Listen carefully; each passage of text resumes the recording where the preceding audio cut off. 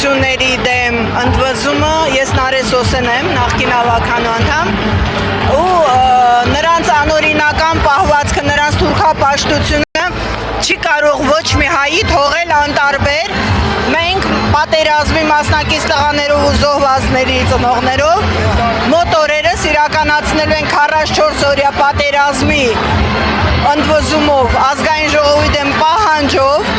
Գևորգ Գևորգյանի հետ միասին, մեր տղաների հետ միասին, եւ սա եւս մի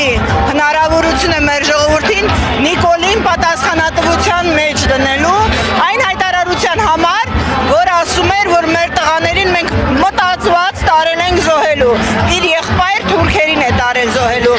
Նիկոլը պետք է պատասխան տա եւ բոլոր նրանք, ես իմ կոչս այսօր ուղղում եմ օպոզիցիոն բոլոր ուժերին, բոլոր պատերազմների մասնակից տղաներին, վերապահելով ինձ իմ ընկերների տված Սոսե անունը, ոչ եմ անում, տղերք, եկեք համախմբենք, այսօր իրար ուտելու ժամանակ չի, եկեք համախմբենք մի բռունցքով, ասենք թուրքանիկոլներին, որ մենք երկիր չունենք թուրքացնելու, ու եթե Սամվել Կարապետյանն է լինելու առաջատարը, բոլորս համատեղ ասենք այո,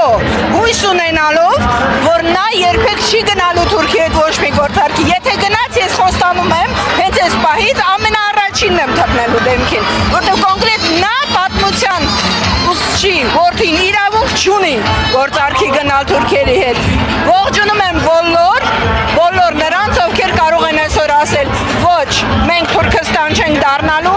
մենք ազան չենք կանչելու, կանգնած մեռնելը չոքած ապրելուց լավ է տղերք։ Ուրեմն եթե կա